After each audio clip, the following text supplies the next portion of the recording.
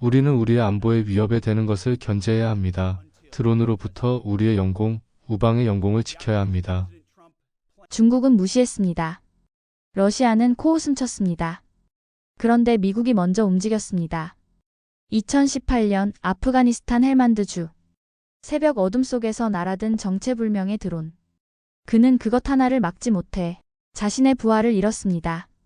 그날 이후 데이비드 톰슨 미 육군 대령에게 무기는 단순한 장비가 아니었습니다. 그건 생존의 마지막 선이었죠.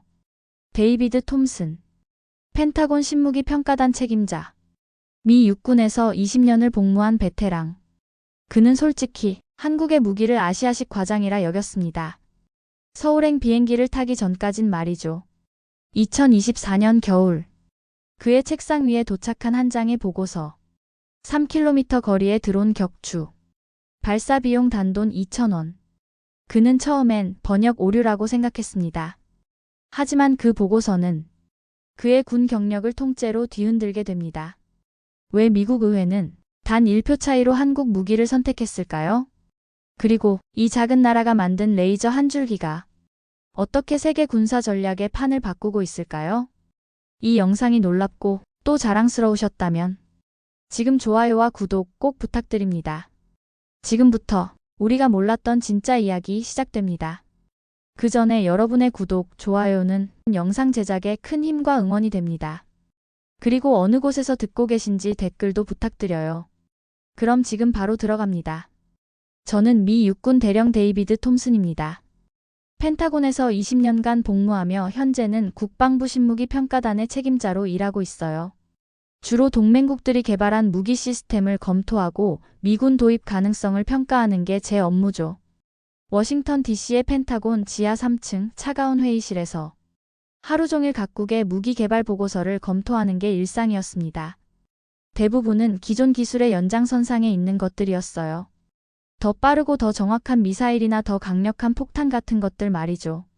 그런데 2024년 겨울 제 책상에 특별한 보고서 하나가 도착했어요. 한국에서 개발했다는 레이저 대공무기 블록원에 대한 검토 요청이었습니다. 처음엔 별것 아니라고 생각했죠. 아시아 국가들이 가끔 보내오는 과장된 기술 자료 중 하나려니 했거든요. 하지만 기술 명세서를 읽는 순간 놀랐습니다. 20kW 출력의 광섬유 레이저로 최대 3km 거리의 드론을 1020초 만에 격추한다는 내용이었어요. 그것도 발사 비용이 단 2,000원이라니. 처음엔 번역 오류인 줄 알았습니다. 동료들과 이 무기에 대해 이야기할 때마다 모두들 회의적이었어요. 레이저 무기는 아직 실험 단계 아닌가요? 날씨에 영향받는 무기로 실전에서 쓸 수 있을까요? 저 역시 그들과 비슷한 생각이었습니다. 15년간 아프가니스탄과 이라크에서 복무하면서 배운 건 확실한 화력이 최고라는 것이었거든요. 특히 제게는 잊을 수 없는 기억이 하나 있어요. 2018년 아프가니스탄 헬만드주에서 복무할 때의 일입니다. 당시 저는 소령으로 전방작전 기지를 지휘하고 있었거든요. 어느 날 새벽 기지 주변으로 정체불명의 드론들이 접근했어요. 당시 우리가 보유한 대공 무기로는 소형 드론을 격추하기가 어려웠습니다. 패트리어트 미사일로 2,000달러짜리 드론을 쏘자니 비용이 너무 아까웠고 일반 총기로는 명중시키기가 거의 불가능했거든요. 결국 그 드론들은 기지 내부를 정찰하고 유유히 사라졌어요. 그때 제가 절실히 느꼈던 건 소형 드론에 효과적으로 대응할 무기의 필요성이었습니다. 하지만 당시 기술로는 마땅한 대안이 없었어요. 미군이 개발 중인 레이저 무기들도 아직 실험 단계였고 실전 배치까지는 몇 년이 더 걸릴 상황이었거든요. 한국의 레이저 대공무기 보고서를 받았을 때 그 기억이 떠올랐습니다. 정말로 실용적인 대드론, 레이저 무기를 만들어낸 건지 직접 확인해보고 싶었어요. 하지만 동시에 의구심도 있었습니다. 한국이 미국보다 먼저 레이저 무기를 실전 배치한다는 게 가능할까 싶었거든요. 보고서를 자세히 읽어보니 더욱 놀라운 내용들이 있었어요. 광섬유 레이저 기술을 이용해 빛의 속도로 표적을 타격하고 날씨만 좋다면 거의 100% 명중률을 보장한다는 거였습니다. 게다가 소음도 없고 탄약도 필요 없고 전기만 있으면 작동한다니. 특히 제 관심을 끈 건 비용 효율성이었어요. 한 번 발사에 2,000원이라면 미군이 고민하고 있던 비용 문제를 완전히 해결할 수 있는 수준이었거든요. 패트리어트 미사일 한 발이 400만 달러인데 2,000원이라니 거의 공짜나 다름없는 수준이었어요. 하지만 여전히 의심스러웠습니다. 레이저 무기의 한계도 분명히 있을 테니까요. 날씨에 영향받고 사거리도 제한적이고 동시에 여러 표적을 상대하기 어렵다는 점들 말이에요. 그래서 직접 확인해보기로 결심했습니다. 2025년 1월 인천공항에 도착한 저는 한국국방과학연구소로 향했습니다. 비행기에서 내려 택시를 타고 가는 길에도 계속 생각했어요. 과연 한국이 정말 실용적인 레이저 무기를 만들어냈을까 하고 말이죠. 대전에 있는 국방과학연구소 본원에 도착하니 한국 연구진들이 정중하게 맞아주었습니다. 프로젝트 총책임자인 김재현 박사가 직접 나와서 인사를 건네더군요. 미군에서 직접 방문해 주셔서 영광입니다. 브리핑룸에 들어서니 벽면 가득히 레이저 대공무기의 설계도와 시험 영상들이 걸려 있었어요. 김 박사가 시작한 설명은 예상보다 훨씬 체계적이었습니다. 저희 블로거는 20kW 출력의 광섬유 레이저를 사용합니다. 광섬유 레이저요? 제가 물었어요. 화학 레이저나 고체 레이저가 아니라요? 네, 광섬유 레이저가 훨씬 효율적이고 안정적이거든요. 김 박사가 자신 있게 답했습니다. 출력도 일정하게 유지되고 냉각 시스템도 간단해요. 설명을 들으면서 저는 조금씩 놀라기 시작했어요. 미군이 개발 중인 레이저 무기들보다 훨씬 실용적으로 접근한 느낌이었거든요. 사거리가 3km라고 하셨는데 정확한가요? 정확합니다. 젊은 연구원이 대답했어요. 물론 날씨 조건에 따라 달라지지만 맑은 날씨에서는 3km까지 충분히 가능해요. 그때 제가 가장 중요하게 생각하는 질문을 던졌습니다. 실전에서 움직이는 드론을 정말 맞출 수 있나요? 시속 100km로 움직이는 표적도요? 그래서 실제 시연을 준비했습니다. 김 박사가 웃으며 말했어요. 내일 안흥 시험장에서 직접 보여드릴게요. 브리핑이 계속되면서 한국 연구진들의 접근 방식이 흥미로웠습니다. 미군처럼 최대 출력을 추구하기보다는 실용성에 초점을 맞춘 거였어요. 왜 20kW로 정했습니까? 제가 물었죠. 소형 드론을 격추하는 데는 20kW면 충분해요. 김 박사가 설명했습니다. 더 높은 출력은 시스템을 복잡하게 만들고 비용도 늘어나거든요. 우리는 가장 효율적인 지점을 찾으려고 했어요. 그 말을 듣고 저는 한국의 접근 방식을 이해하기 시작했어요. 미군은 항상 최고 성능을 추구하다가 복잡하고 비싼 무기를 만드는 경향이 있었거든요. 하지만 한국은 실제 필요한 성능만 충족하면서 단순하고 경제적인 시스템을 만든 거였죠. 발사 비용이 정말 2,000원인가요? 제가 다시 한번 확인했어요. 네, 전기료만 계산하면 그 정도예요. 연구원이 자랑스럽게 대답했습니다. 탄약도 필요 없고 유지비도 거의 안 들어요. 저는 속으로 감탄했습니다. 미군이 수십억 달러를 들여 개발하려던 레이저 무기를 한국이 훨씬 실용적으로 만들어낸 거였어요. 물론 성능상 한계는 있겠지만 실제 현장에서 필요한 기능은 모두 갖춘 것 같았습니다. 내일 시연에서는 어떤 걸 보여주실 건가요? 제가 물었어요. 실제 드론을 날려서 격추하는 것부터 여러 가지 상황을 재현해 보겠습니다. 김 박사가 말했습니다. 대령님이 직접 시스템을 조작해 볼 수도 있어요. 그날 밤 호텔에서 저는 오랫동안 생각했습니다. 한국의 레이저 무기가 정말 실용적이라면 미군도 서둘러 도입을 검토해야 할지도 모르겠다고 말이에요. 다음 날 오전 충남 태안에 있는 안흥 시험장에 도착했습니다. 서해 바다가 내려다 보이는 넓은 시험장에 레이저 대공무기 블록원이 설치되어 있었어요. 생각보다 컴팩트한 크기였습니다.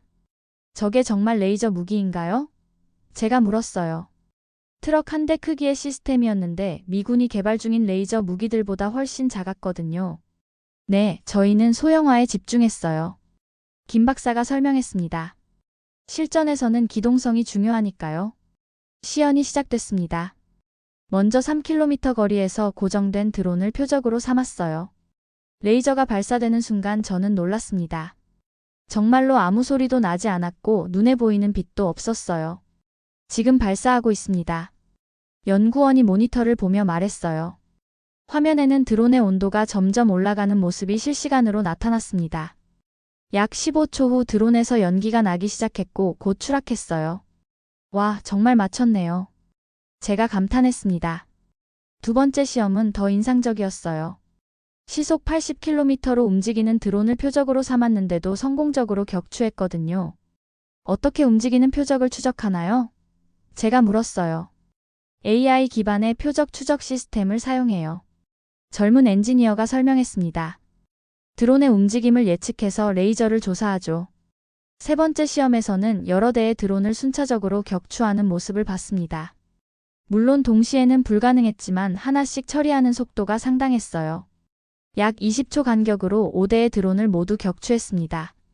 미군 기준으로 보면 어떤가요? 김 박사가 제 의견을 물었어요. 솔직히 놀랍습니다. 저는 정직하게 답했어요. 미군이 개발 중인 시스템들과 비교해도 실용성 면에서는 앞서는 것 같아요. 그때 갑자기 구름이 끼기 시작했습니다. 날씨가 흐려지는데 괜찮나요? 제가 걱정스럽게 물었어요. 좀 어려워지긴 하지만 완전히 불가능하지는 않아요. 연구원이 답했습니다. 실제로 구름 낀 상태에서도 1km 거리의 드론은 성공적으로 격추했어요. 물론 시간은 좀 더 걸렸지만요. 시연의 마지막에는 제가 직접 시스템을 조작해 볼 기회가 있었습니다. 컴퓨터 게임처럼 간단한 인터페이스였어요. 화면에서 드론을 클릭하니 자동으로 추적하고 레이저를 발사했습니다. 이렇게 간단한가요? 제가 놀라며 물었어요. 사용자 친화성도 중요하게 생각했어요. 김 박사가 설명했습니다. 복잡한 훈련 없이도 누구나 쓸 수 있게 만들려고 했거든요. 그날의 시연을 보면서 저는 완전히 생각이 바뀌었습니다. 한국이 정말로 실용적인 레이저 무기를 만들어낸 거였어요. 물론 완벽하지는 않았지만 현재 드론 위협에 대응하기에는 충분해 보였습니다. 특히 인상적이었던 건 비용 효율성이었어요. 하루 종일 시연을 해도 전기료가 몇만 원밖에 안 나온다니 믿기지 않을 정도였습니다. 미군의 패트리어트 미사일 한 발로 수백 대의 드론을 격추할 수 있는 셈이었어요. 그날 밤 서울로 돌아가는 길에 저는 펜타곤에 긴급 보고서를 작성하기 시작했습니다. 워싱턴으로 돌아온 저는 바로 국방부 신무기평가위원회를 소집했습니다. 펜타곤 4층 회의실에 각 군 대표들이 모였어요. 해군의 잭슨 준장, 공군의 로드리게스 대령, 해병대의 파커 중령까지 모두 경험 많은 무기 전문가들이었죠. 제가 한국의 레이저 무기에 대해 보고하자마자 회의실 분위기가 바뀌었습니다. 잭슨 준장이 먼저 입을 열었어요. 한국이 우리보다 먼저 레이저 무기를 실전 배치한다고요? 그게 가능한 일인가요? 로드리게스 대령도 의구심을 표했습니다. 20kW 출력으로 3km 사거리라니 뭔가 과장된 것 같은데요. 우리 연구소 데이터와 맞지 않아요. 파커 중령은 더 직설적이었어요. 아시아 국가들이 자주 하는 과대 포장 아닌가요? 실제로는 제한적인 조건에서만 작동하는 거 아닐까요? 저도 처음에는 그들과 비슷한 생각이었습니다. 저도 그렇게 생각하고 갔는데 직접 보니 달랐어요. 정말로 실용적인 수준이었거든요. 구체적으로 어떤 점이 인상적이었습니까? 잭슨 준장이 물었어요. 첫째는 비용 효율성이에요. 제가 설명했습니다. 한 번 발사에 $2도 안 들어요. 우리 패트리어트 미사일의 200만 분의 1 수준이죠. 그건 인정합니다만 성능은 어떤가요? 로드리게스 대령이 따져 물었어요. 소형 드론에 대해서는 거의 완벽했어요. 저는 솔직하게 답했습니다. 물론 대형 항공기나 미사일은 어렵겠지만 현재 드론 위협에는 충분해 보였어요. 그때 회의실에 있던 CIA 분석관이 말했습니다. 사실 중동 지역에서 드론 공격이 급증하고 있어요. 이란이 지원하는 후티 반군도 계속 드론으로 사우디를 공격하고 있고요. 파커 중령이 반박했어요. 하지만 날씨에 취약하다는 건 치명적인 단점 아닌가요? 비 오는 날에는 쓸 수 없다는 거잖아요.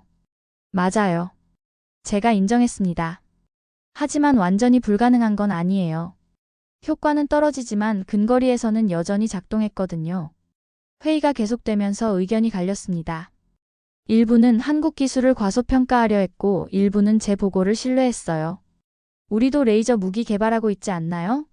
잭슨 준장이 물었어요. 네, 하지만 아직 실험 단계예요.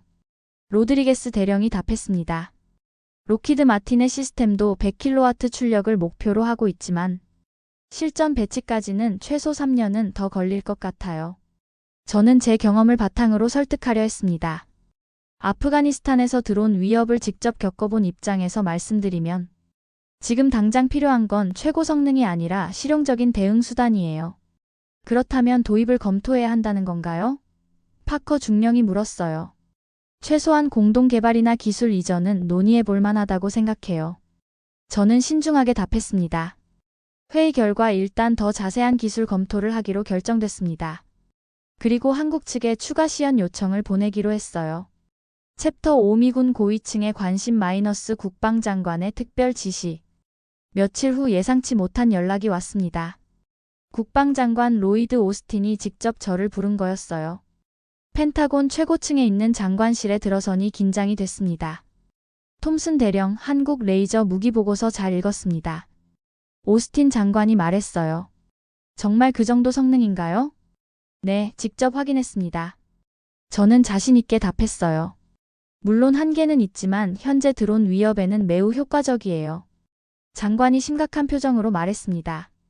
최근 정보를 보면 중국과 러시아도 군집 드론 개발에 박차를 가하고 있어요.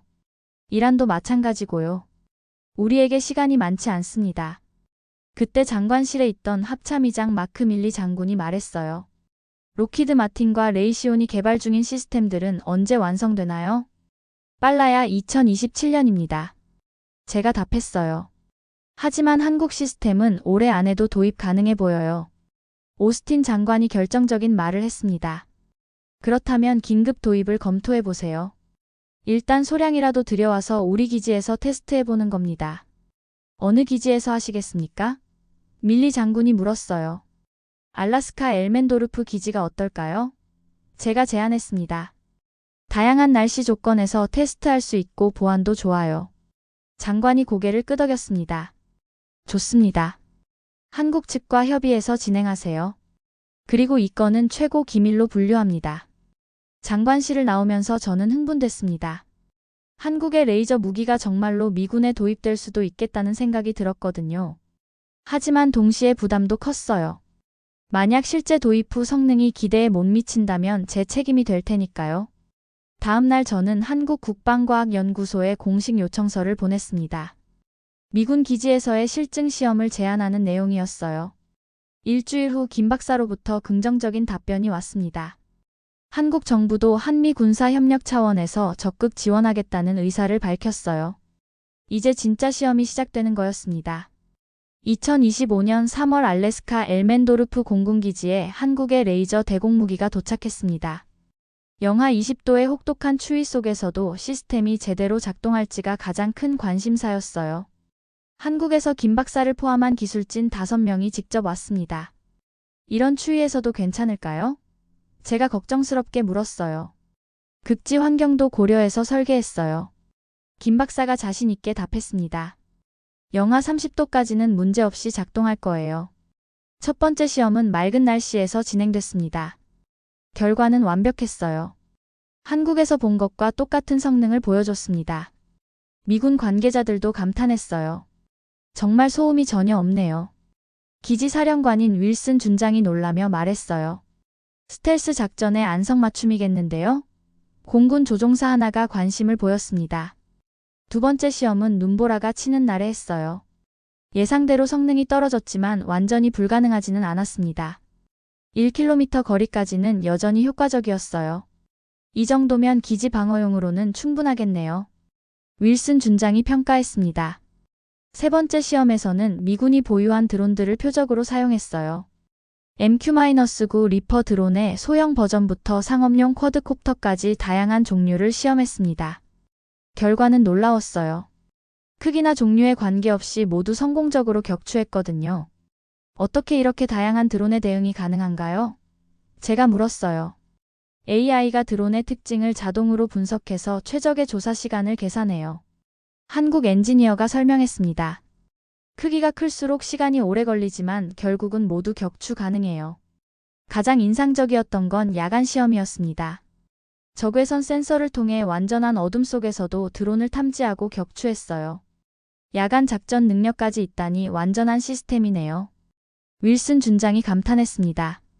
한 달간의 시험 기간 동안 총 200번의 격추 시험을 했는데 성공률이 94%였어요. 실패한 경우들도 대부분 극한의 기상 조건이나 시스템 오류 때문이었고 무기 자체의 문제는 아니었습니다. 특히 미군 장병들의 반응이 좋았어요. 조작이 정말 쉽네요. 훈련 시간이 거의 안 걸려요. 유지 보수도 간단하고요. 이런 평가들이 계속 나왔습니다. 시험 마지막 날 윌슨 준장이 저에게 말했어요. 톰슨 대령, 이 무기는 게임 체인저입니다. 하루빨리 도입해야 해요. 그날 밤 저는 펜타곤의 최종 보고서를 작성했습니다. 결론은 명확했어요. 즉시 도입 추진. 펜타곤의 승인은 받았지만 실제 도입을 위해서는 의회의 예산 승인이 필요했습니다.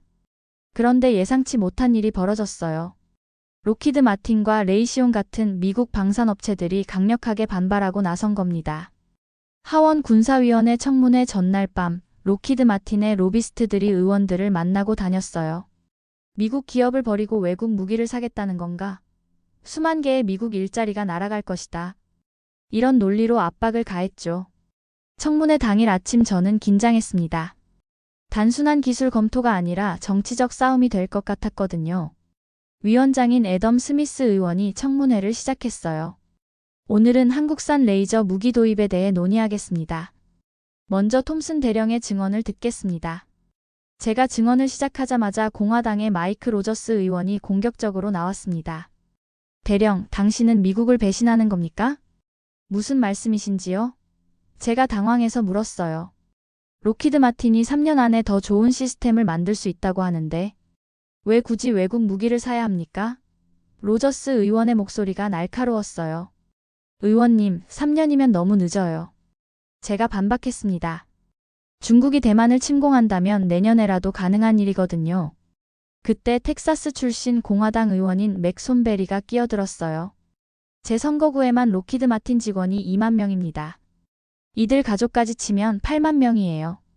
이들을 다 실업자로 만들겠다는 겁니까? 청문회장이 술렁거렸습니다. 저는 예상보다 훨씬 거센 반발에 당황했어요. 민주당의 엘리자베스 워런 의원이 도움을 줬습니다. 손베리 의원님, 그건 과장 아닙니까?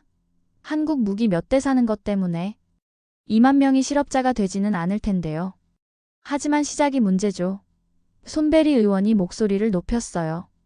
한국 무기가 성공하면 다른 무기들도 외국산으로 바뀔 거 아닙니까? 로저스 의원이 결정타를 날렸습니다. 대령, 혹시 한국 업체로부터 뇌물이나 특혜를 받은 적 있습니까? 청문회장이 조용해졌어요. 저는 모욕감을 느꼈습니다. 의원님, 그런 말씀은 너무 하시는 것 아닙니까? 저는 20년간 성실하게 복무한 군인입니다. 그렇다면 왜 이렇게 한국 무기를 옹호하는 겁니까? 로저스 의원이 계속 압박했어요. 저는 감정이 북받쳤습니다. 아프가니스탄에서 제 부하들이 드론 공격으로 죽어가는 걸 봤기 때문입니다. 제 목소리가 떨렸어요. 그때 이런 무기가 있었다면 그들을 구할 수 있었을 텐데요. 청문회장이 잠시 조용해졌습니다. 제가 계속했어요. 의원님들, 저는 미국을 배신하는 게 아닙니다. 미국 군인들의 생명을 구하려는 거예요. 그때 캘리포니아 민주당의 로 칸나 의원이 말했습니다. 대령님의 증언이 감동적입니다. 하지만 구체적인 데이터를 보겠습니다. 정말 그렇게 뛰어난 성능인가요? 알래스카에서 한 달간 테스트한 결과 94% 성공률이었습니다. 제가 답했어요. 록히드 마틴의 시제품은 실험실에서 60%도 안 나왔어요. 로거스 의원이 반박했습니다. 하지만 그건 아직 완성품이 아니지 않습니까? 맞아요. 제가 인정했습니다. 하지만 한국 제품은 지금 당장 실전에 쓸 수 있어요. 그게 가장 중요한 차이점입니다. 캘리포니아 출신 민주당 의원 애덤 시프가 날카로운 질문을 했어요. 비용은 어떻습니까?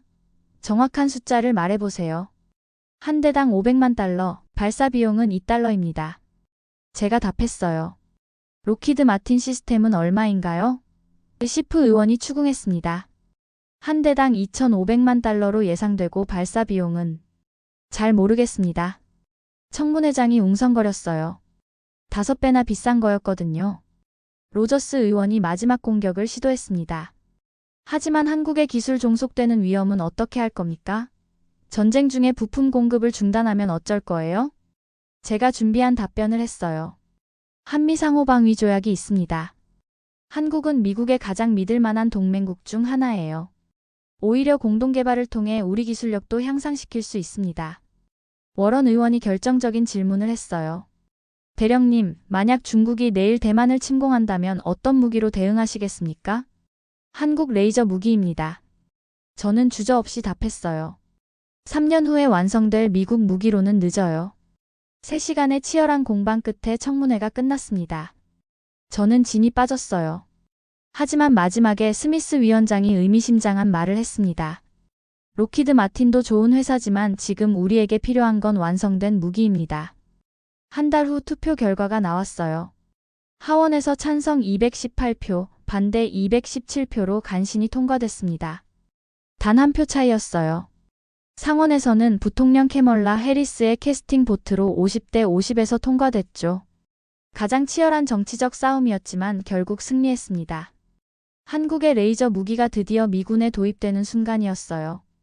2024년 12월 첫 번째 한국산 레이저 대공무기가 하와이 펄하버 기지에 정식 배치됐습니다. 저는 배치 기념식에 참석해서 감회가 깊었어요. 태평양 함대 사령관 존 아킬리노 제독이 말했습니다. 이 무기는 인도 태평양 지역의 안보 판도를 바꿀 것입니다. 정말로 그랬어요. 중국이 대만 주변에서 드론을 이용한 위협을 가했을 때 미군은 레이저 무기로 즉각 대응했습니다. 비용 부담 없이 모든 드론을 격추할 수 있었거든요. 북한도 마찬가지였어요. 한국의 오물풍선 대신 정찰 드론을 보내려 했지만 레이저 방어망 앞에서는 무용지물이었습니다. 가장 놀라운 건 이란과의 대립에서였어요. 호르무즈 해협에서 이란이 보낸 자폭 드론들을 미 해군이 레이저로 모두 격추했는데 비용이 총 $100도 안 들었어요. 만약 미사일로 대응했다면 수억 달러가 필요했을 겁니다. 언론들이 게임 체인저, 전쟁의 새로운 패러다임이라고 보도했어요. 정말 그런 것 같았습니다. 6개월 후 저는 새로운 임무를 받았어요. 한국과의 레이저 무기 공동개발 프로그램 책임자가 된 거였습니다.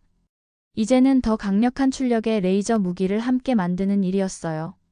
서울에 상주하게 된 저는 김 박사와 매일 만나서 일했습니다. 우리가 블록2를 만들 때는 어떤 목표로 할까요? 김 박사가 물었어요. 순항미사일도 격추할 수 있는 수준이면 좋겠어요. 제가 답했습니다. 출력을 100kW 정도로 높이면 가능할까요? 충분히 가능해요. 김 박사가 웃으며 말했습니다. 하지만 그러면 크기가 커질 텐데 괜찮으세요? 함정이나 고정기지용이라면 상관없어요. 제가 말했습니다. 그렇게 한미 공동의 차세대 레이저 무기 개발이 시작됐어요. 이제 저는 무기를 평가하는 사람이 아니라 직접 만드는 사람이 됐습니다. 매일 밤 서울 한강변을 걸으며 생각해요. 몇 년 전만 해도 SF 영화에서나 볼 수 있던 레이저 무기가 현실이 되었고 그 변화의 중심에 제가 있다는 게 믿기지 않습니다. 한국의 작은 연구소에서 시작된 기술이 이제 전 세계 군사 균형을 바꾸고 있어요. 그리고 저는 그 역사적 순간의 증인이자 참여자가 됐습니다. 앞으로 어떤 일들이 벌어질지 기대됩니다.